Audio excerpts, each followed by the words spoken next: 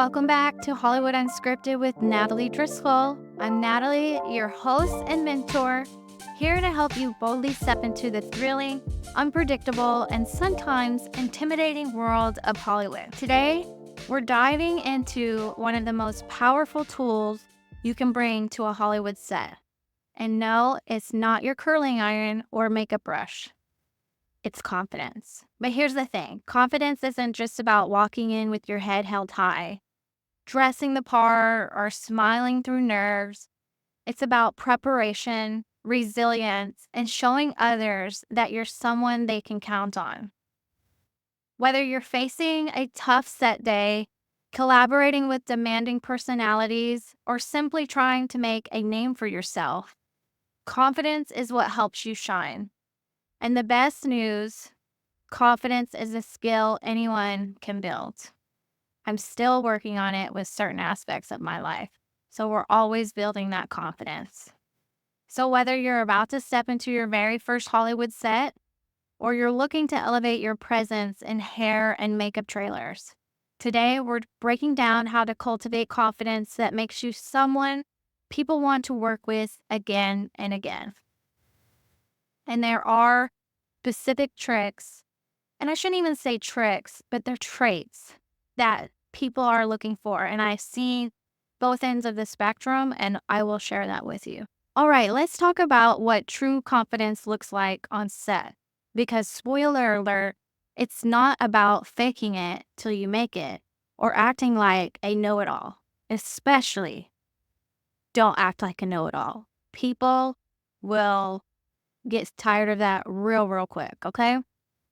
In Hollywood, confidence means staying cool when under pressure, speaking up when something isn't right, and making sure the team knows they can count on you. Reliability often trumps perfection. It actually definitely almost always trumps perfection, okay? People want pleasant people. They want kind people, people that stay in their lane and know the hierarchy and know they have respect. So it trumps perfection. Can you handle last minute changes in high pressure situations? That's where confidence truly shines. Real confidence doesn't mean acting like you know it all. It's about staying calm and grounded in who you are, even when you don't have all the answers. In Hollywood, people see through fake confidence quickly. Real confidence isn't flashy. It's a quiet assurance. It's built on skill, preparation, and self-trust. It's about knowing you've done the work and can handle whatever comes your way. I'll give you a quick personal story to illustrate this. I got referred for a job, and I was so excited because I knew the project would be so much fun and I knew it had the potential to be so big. And it was an opportunity for me to learn so much. During the interview, the department had said, we were 3/4 the way through, and then he just dropped a bomb and was like, "This is going to be a wig heavy show. Do you have experience with working with custom lace wigs?" And I was like, oh my gosh, my heart just sank. I'd only done one wig on camera, and I knew I couldn't fake my way through it. So I stayed true to my values and was honest. I told them the truth. I didn't have a lot of experience, but I was a quick learner, and I really wanted the opportunity. And I wasn't lying. I am a quick learner. So I knew that if he just showed me, I would be able to pick it up. I just knew it because I had already worked with him before. So I was like, okay, I know that I did a great job on my first one, even though and I'll tell you that story later, but not on this episode, another one. But I knew that I'd already gone through that. And if I could make the actress, who was very particular, happy, and that she was really thrilled about it, then I knew that I could make this work.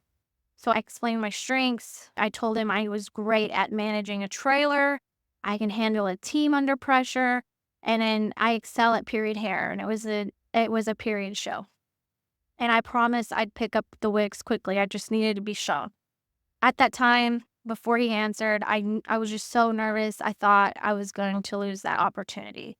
But lo and behold, he said, "Okay, I really like you and I want to try this." So I share that because by staying calm and being vulnerable and focusing on my strengths, I built trust, and because I told him the truth.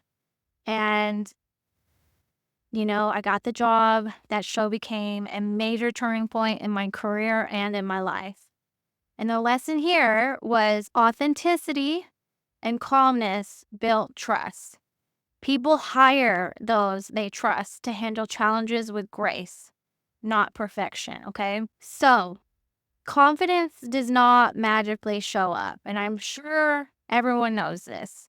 It's built before you even step onto the set.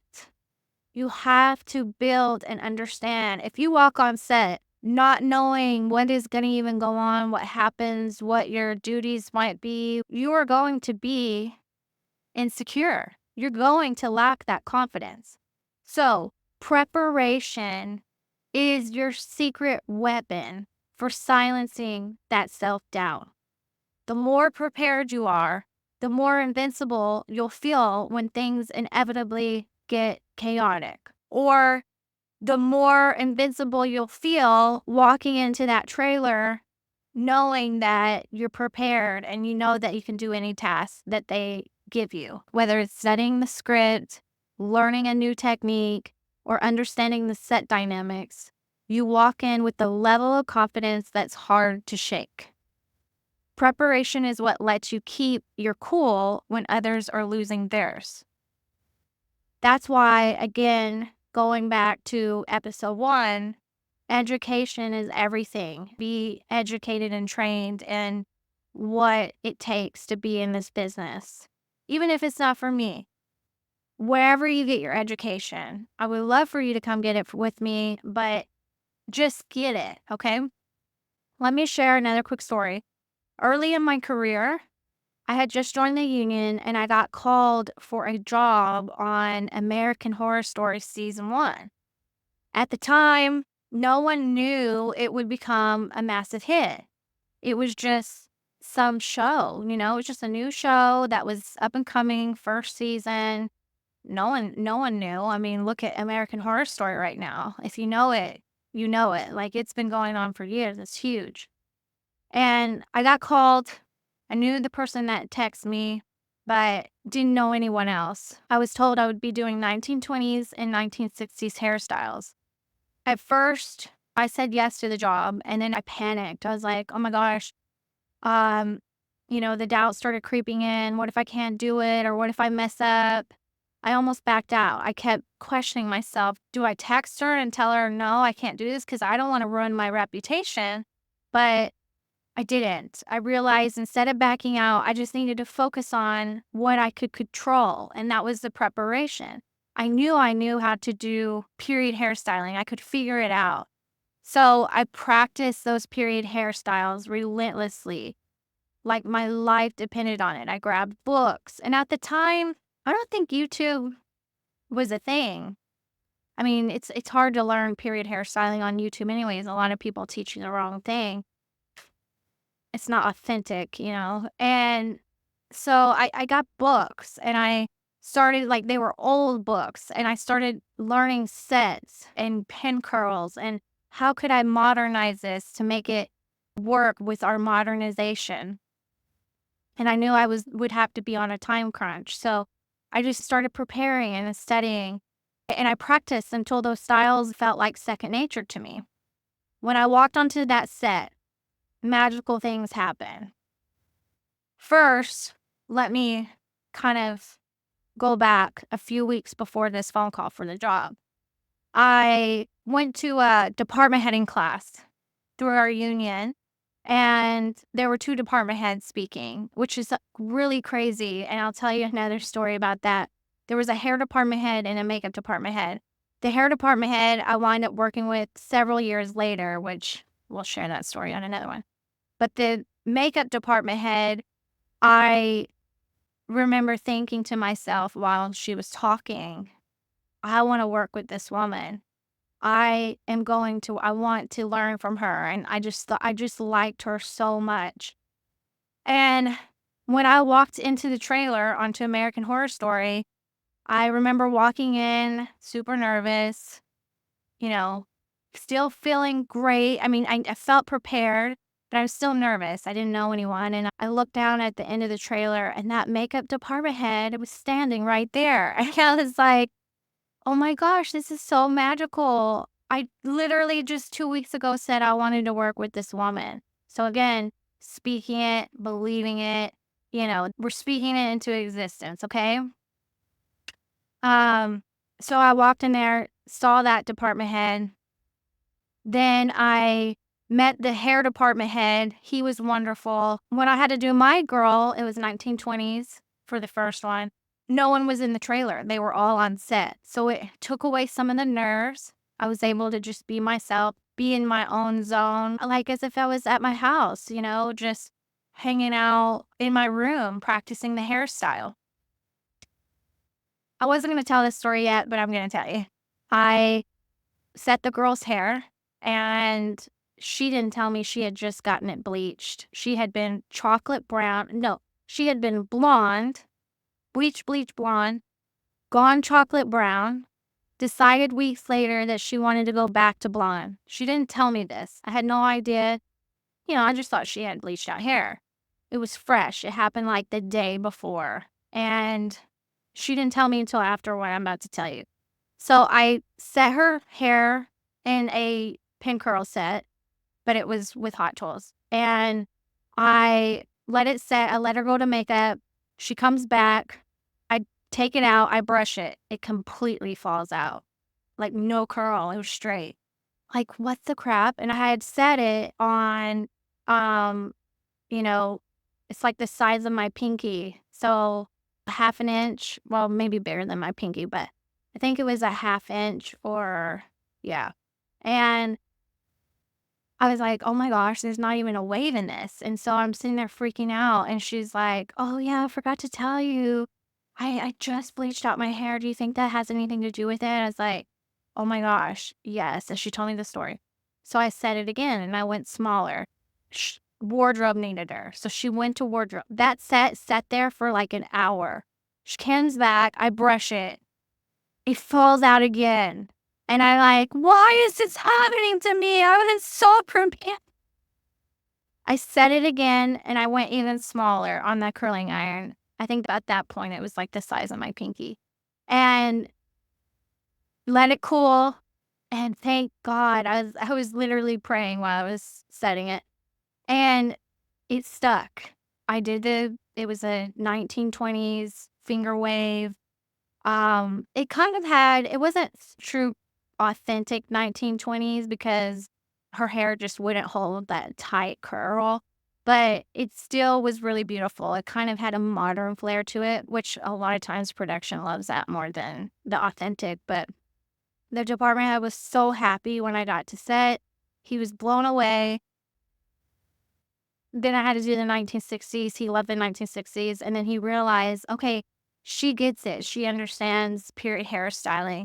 And he kept me on. Cut to, he asked me to be his assistant department head the very next season.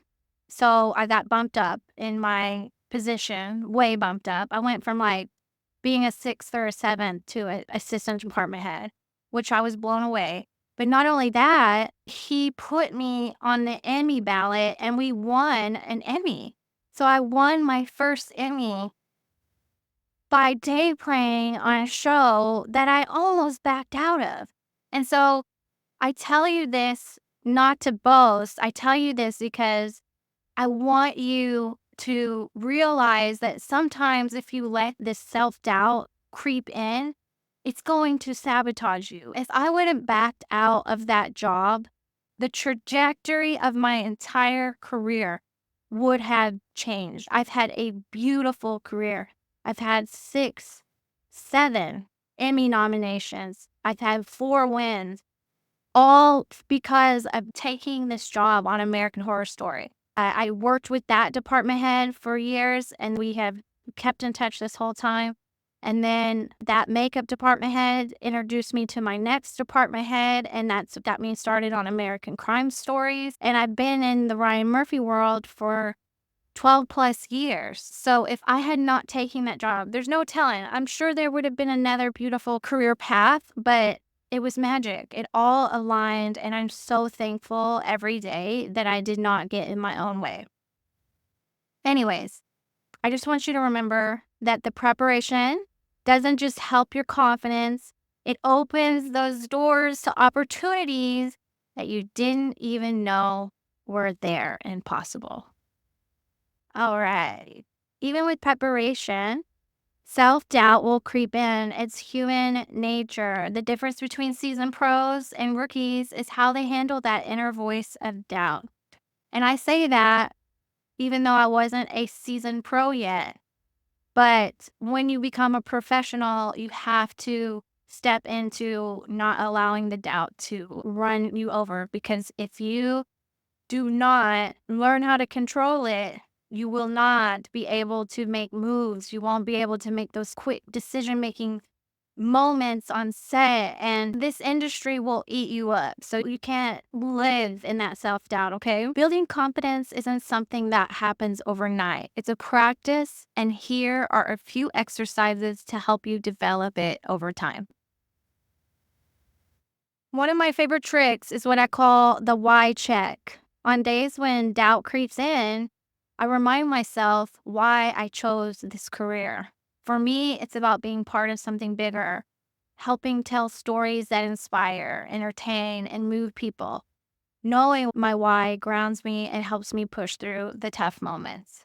And when the pandemic happened, I remember after the fact, once everything settled and started getting back to normal, I thought to myself, it was one of those moments where I was like, oh my gosh, what I do in my career really does make a big, huge impact.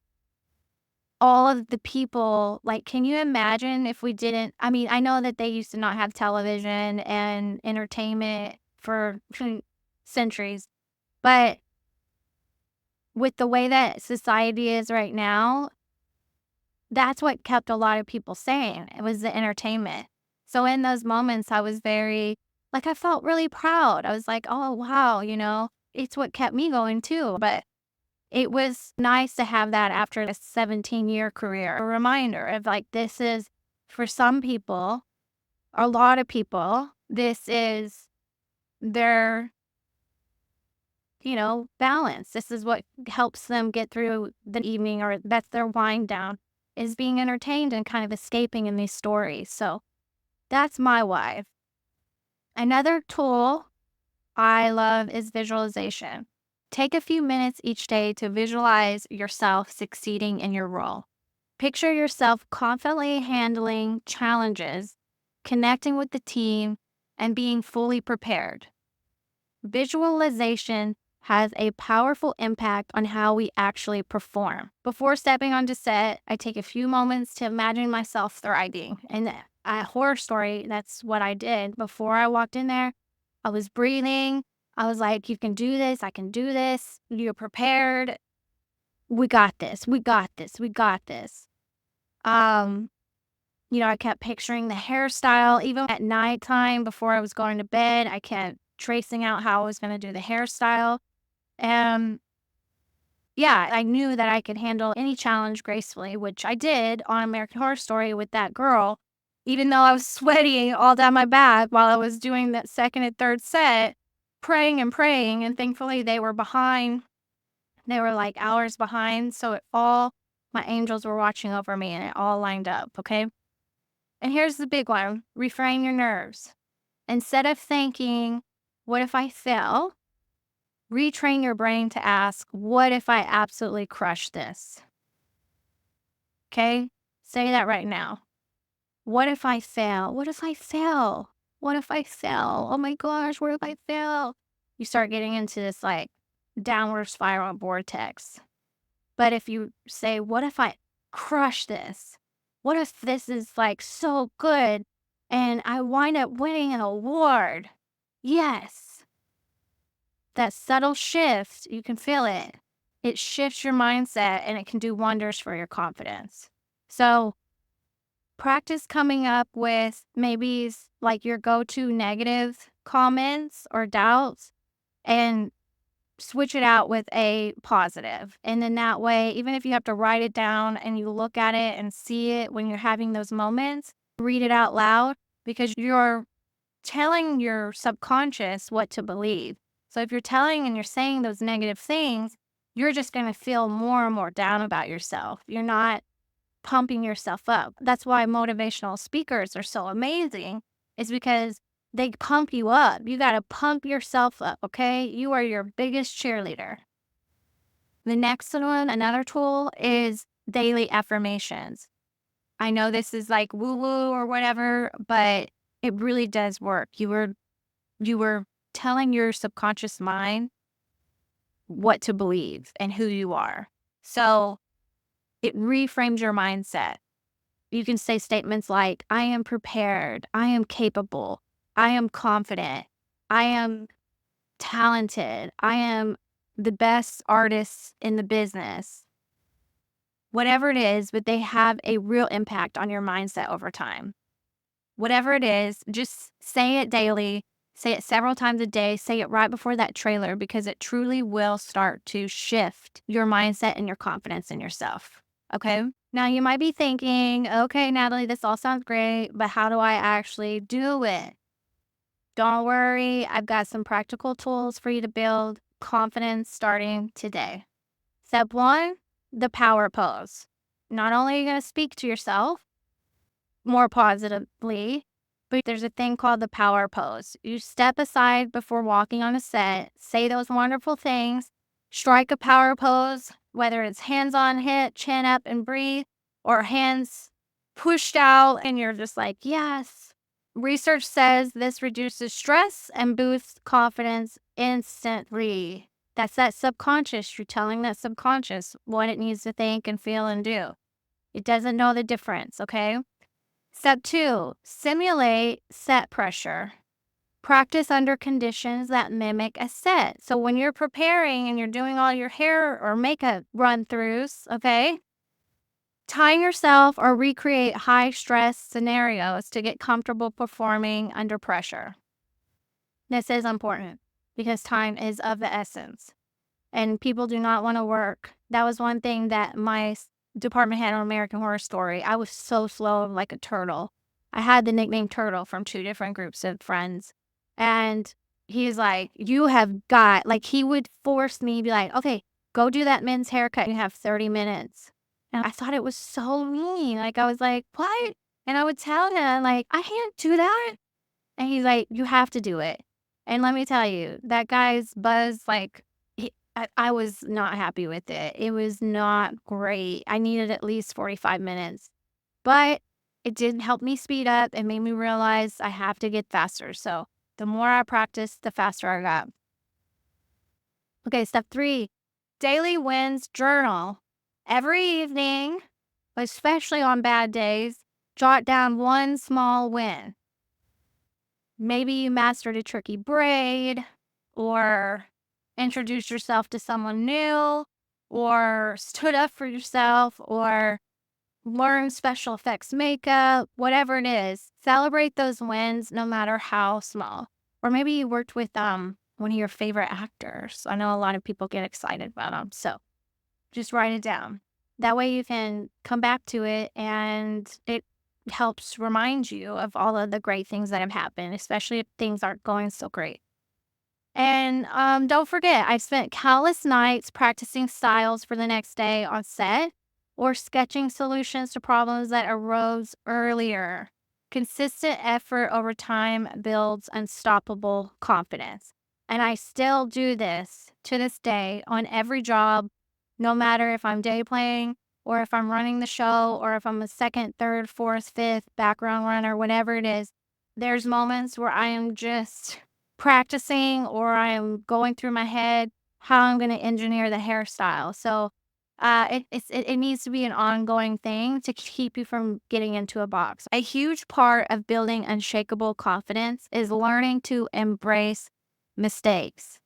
Hollywood can feel high stakes, and it's easy to feel like one misstep will ruin your career. But the truth is, mistakes are part of growth, and everyone makes them, even the most seasoned pros.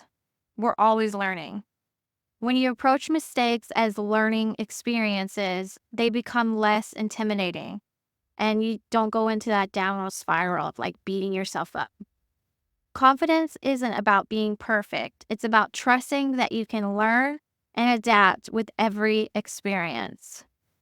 And this is so true. Like I personally, when I got asked to assistant department head a huge major movie, and it was a huge step in my career, another huge stepping stone. And it was in Detroit. So I got to go on location and everything. And I was so excited. I was nervous. I was afraid that I was gonna, um, mess up or let her down or whatever. And I did make mistakes. I was a newbie. I was having to run things on my own. She was busy, the department head, and then we didn't have a full team. Like we didn't have people that knew what they were doing because we had to hire locals. And locals really, like, they really weren't doing much for me. So I had to run the whole trailer, run background. And at times we had 1,000 background. I had to run back and forth doing all of it.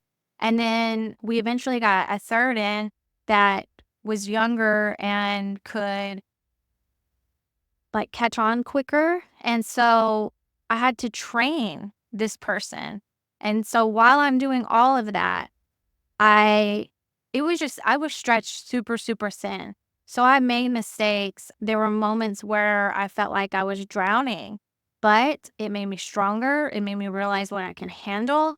And it also made me just like flow with it and roll with it and be the best that I could possibly be and also delegate. So I'll go more into that story when I start telling full on stories from the beginning of my career on. I just want to remind you guys that these first, like, however many episodes it's going to be, I just want a very straightforward, get to the point steps on how to help those that are trying to get in the business or already in the business and trying to succeed. So these are very kind of scripted and straight to the point because I don't want it to get all mixed up with all the juicy stories that I'm going to tell. Okay. So here's the deal. Real rock solid confidence isn't about being perfect. It's about showing up, staying prepared, and trusting you can handle what comes your way. Whether it's staying honest in interviews, preparing your skills ahead of time, or reframing your mindset when doubt arises, confidence is a skill you grow over time. Every step, every challenge is strengthening your foundation. Remember, you were drawn to this industry for a reason. Trust in that reason and know that Hollywood will value your passion, creativity, and grit. Thank you so much for tuning in to my new podcast, Hollywood Unscripted with Natalie Driscoll. If this episode resonated, please subscribe, share it with a friend in the industry or someone that's trying to get into the industry, and leave a review. It will mean the world to me. And if you're ready to elevate your skills and confidence, check out my wait list, my membership program that I'm going to be launching soon. There's a wait list, so get on it and let me know that you're excited and can't wait to be a part of it.